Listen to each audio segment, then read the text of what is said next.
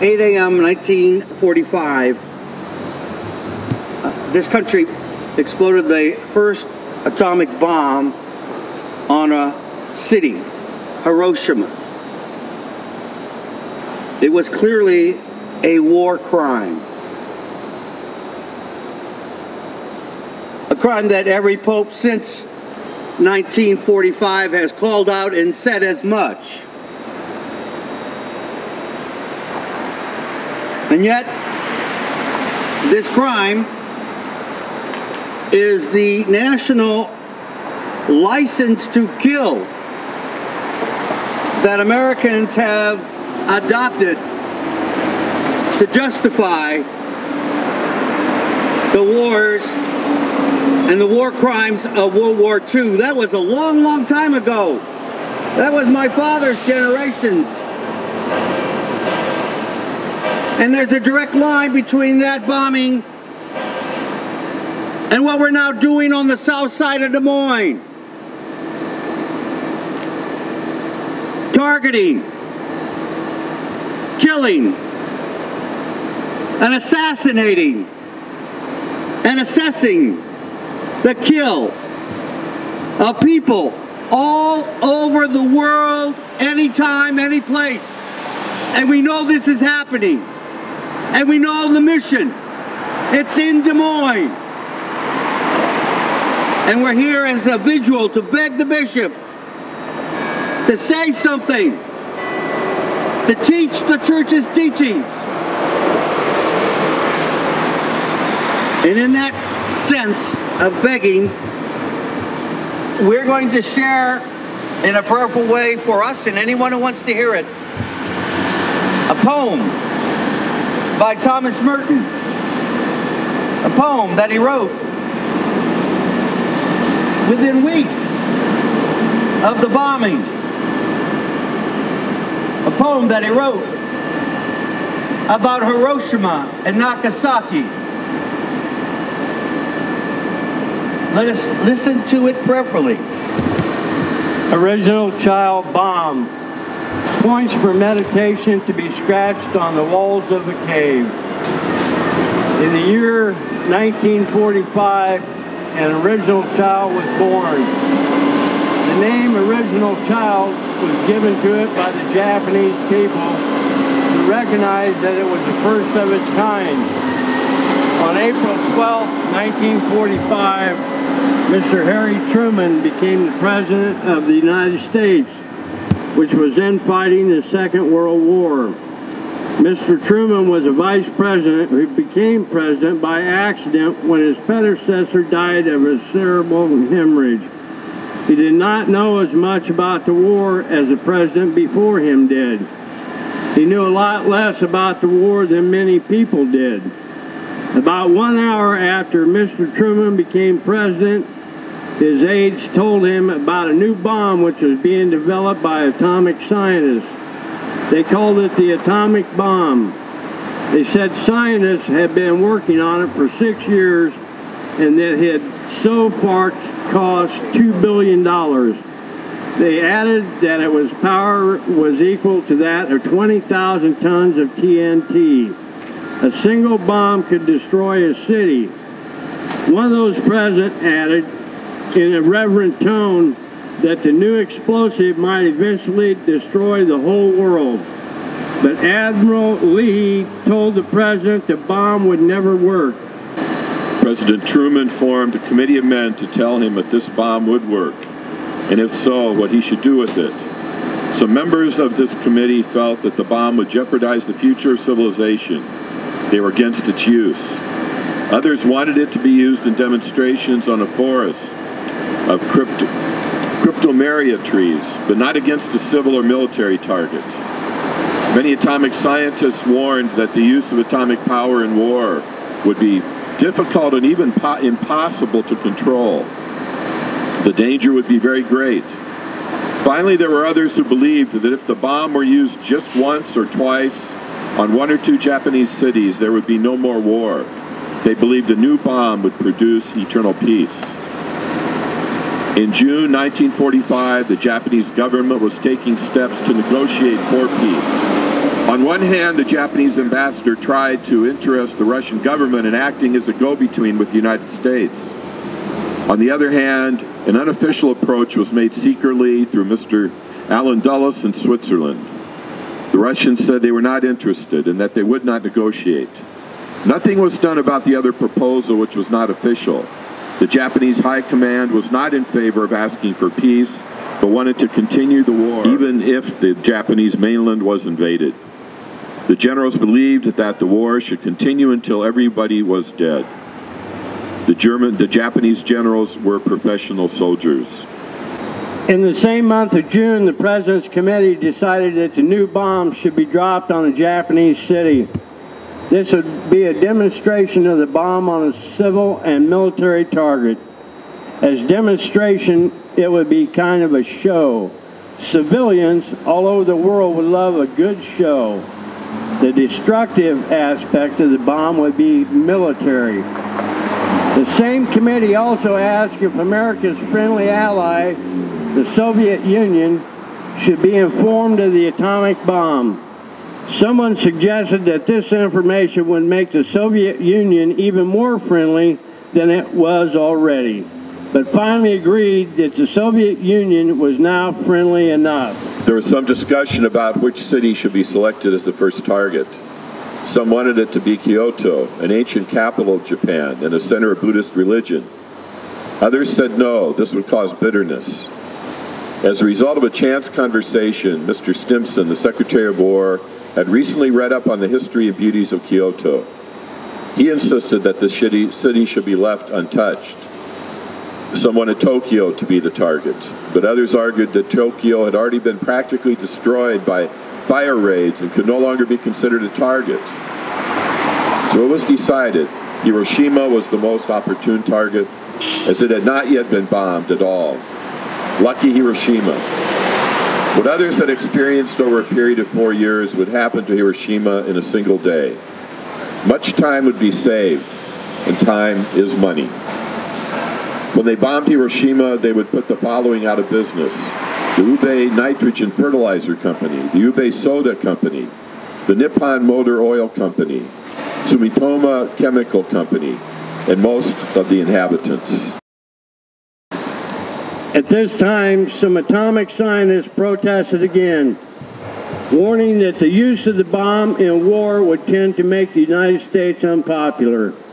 But the President's Committee was by now fully convinced that the bomb had to be used. Its use would arouse the attention of the Japanese military class and give them food for thought. Admiral Leahy renewed his declaration that the bomb would not explode. On the 4th of July, when the United States, in displays of fireworks, celebrates its independence from British rule, the British and Americans agreed together that the bomb ought to be used against Japan. On July 7th, the Emperor of Japan pleaded with the Soviet government to act as mediator for peace between Japan and the Allies. Molotov said the question would be studied. In order to facilitate the study, Soviet troops in Siberia prepared to attack the Japanese. The Allies had, in any case, been urging Russia to join the war against Japan. However, now that the atomic bomb was nearly ready, some thought it would be better if the Russians took a rest. The time was coming for the new bomb to be tested in the New Mexico desert. A name was chosen to designate this secret operation. It was called Trinity. At 5:30 a.m. on July 16, 1945, a plutonium bomb was successfully exploded in the desert at Alamogordo, New Mexico.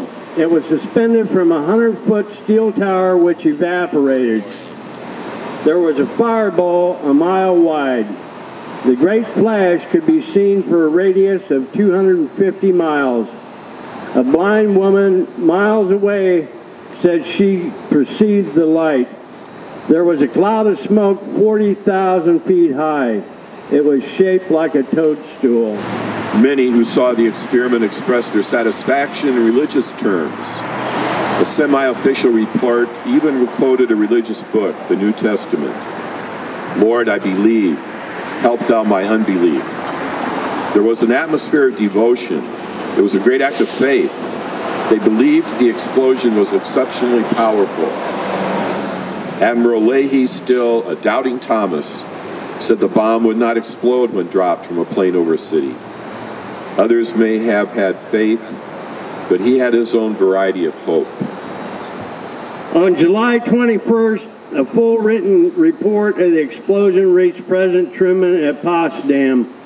The report was documented by pictures. President Truman read the report and looked at the pictures before starting out for the conference. When he left, his mood was jaunty and his step was light. That afternoon, Mr. Stuyvesant called on Mr. Churchill and laid before him a sheet of paper bearing a code message about the successful test. The message read, "Baby satisfactorily born." Mr. Churchill was quick to realize that there's more in this than met the eye. Mr. Stuyvesant satisfied his legitimate curiosity. On this same day, 60 atomic scientists who knew of the test signed a petition that the bomb should not be used against Japan without a convincing warning and an opportunity to surrender. At this time, the USS Indianapolis, which had left San Francisco on the 18th, was sailing toward the island of Tinian with some U-235 in a lead bucket. The fissionable material was about the size of a softball, but there was enough for one atomic bomb. Instructions were that if the ship sank, the uranium was to be saved first before any life. The mechanism of the bomb was on board the USS Indianapolis, but it was not yet assembled. On July 26th, the Potsdam Declaration was issued. An ultimatum was given to Japan: surrender unconditionally or be destroyed.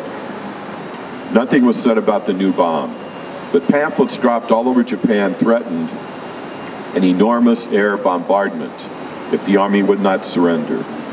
On July 26th, the USS Indianapolis arrived at Tinian and the bomb was delivered. On July 28th, since the Japanese High Command wished to continue the war, the ultimatum was rejected. A censored version of the ultimatum appeared in the Japanese press with the comment that it was an attempt to drive a wedge between the military and the Japanese people. But the Emperor continued to hope that the Russians, after studying his proposal, would help to negotiate a peace. On July 30th, Mr. Stuyvesant revised a draft of the announcement that was made after the bomb was dropped on the Japanese target. The statement was much better than the original draft. On August 1st, the bomb was assembled in an air-conditioned hut on Tinian. Those who handled the bomb referred to it as Little Boy. Their care for the original child was devoted and tender. On August 2nd, President Truman was the guest of His Majesty King George VI on board the HMS Renown in Plymouth Harbor. The atomic bomb was praised. Admiral Leahy, who was present, declared that the bomb would not work. His Majesty George VI offered a small wager to the contrary. On August 2nd, a special message from the Japanese foreign minister was sent to the Japanese ambassador in Moscow. It is requested that further efforts be exerted. Since the loss of one day may result in 1,000 years of regret, it is requested that you immediately have a talk with Molotov. But Molotov did not return from Potsdam until the day the bomb fell. On August 4th, the bombing crew on Tinian watched the movie of Trinity, the Armageddon test. August 5th was a Sunday, but there was little time for formal worship. They said a quick prayer that the war might end very soon. On that day, Colonel Tibbins, who was in command of the B-29 that was to drop the bomb, felt his bomber ought to have a name. He baptized it Enola Gay, after his mother in Iowa. Colonel Tibbins was a well-balanced man and not sentimental. He did not have a nervous breakdown after the bombing, like some of the other members of the crew. On Sunday afternoon, Little Boy, was brought out in procession and devoutly tucked away in the womb of Enola Gay. That evening, few were able to sleep. They were as excited as little boys on Christmas Eve. At 1:37 a.m., August 6th, the Weather Scout plane took off. It was named the Straight Flush, in reference to the mechanical action of a water closet. There was a picture of one to make this evident. At the last minute before taking off, Colonel Tibbets changed the secret radio call signal from visitor to Dimples. The bombing mission would be a kind of flying smile. At 2:45 a.m., Enola Gay got off the ground with difficulty. Over Iwo Jima, she met her escort, 2 more B-29s, one of which was called the Great Aristate. Together, they proceeded to Japan. They climbed to 31,000 feet, the bombing altitude. The sky was clear. It was a perfect morning. At 3:09, they reached Hiroshima and started the bomb run. The city was full of sun. The flyers could see the green grass in the gardens. No fighters rose up to meet them. There was no flak. No one in the city bothered to take cover. The bomb exploded within 100 feet of the aiming point. The fireball was 18,000 feet across. The temperature at the center of the fireball was 100 million degrees. The people who were near the center became nothing. The whole city was blown to bits, and the ruins all caught fire instantly everywhere, burning briskly. 70,000 people were killed right away or died within a few hours. Those who did not die right away suffered great pain. Few of them were soldiers. The men in the plane perceived that the raid had been successful, but they thought of the people in the city and they were not perfectly happy. Some felt they had done wrong, but in any case they had obeyed orders. It was war. Over the radio went the code message that the bomb had been successful. Visible effects greater than Trinity. Proceeding to Papacy. Papacy was a code name for Tahitians. It took a little while for the rest of Japan to find out what had happened to Hiroshima. Papers were forbidden to publish any news of the new bomb. A 4-line item said that Hiroshima had been hit by incendiary bombs and added, "It seems that some damage was caused to the city and its vicinity." Then the military governor of the prefecture of Hiroshima issued a proclamation full of martial spirit. To all the people without hands, without feet, with their faces falling off, with their intestines hanging out, with their whole bodies full of radiation, he declared, "We must not rest a single day in our war effort. We must bear in mind that the annihilation of the stubborn enemy is our road to revenge." He was a professional soldier. On August 8th, Molotov finally summoned the Japanese ambassador. At last, neutral Russia would give an answer to the emperor's inquiry. Molotov said coldly that the Soviet Union was declaring war on Japan. On August 9th, another bomb was dropped on Nagasaki, though Hiroshima was still burning. On August 11th, the emperor overruled his high command and accepted the peace terms dictated at Potsdam. Yet for 3 days, discussion continued until August 14th, the surrender was made public and final. Even then, the Soviet troops thought they ought to fight in Manchuria just a little bit longer. They felt that even though they could not, at this time, be of help in Japan, it would be worthwhile if they displayed their goodwill in Manchuria or even in Korea. As to the original child that was now born, President Truman summed up the philosophy of the situation in a few words. "We found the bomb," he said, "and we used it." Since that summer, many other bombs have been found. What is going to happen? At the time of writing, after a season of brisk speculation, men seem to be fatigued by the whole question. This is taken from the collected poems of Thomas Merton, published in 1977.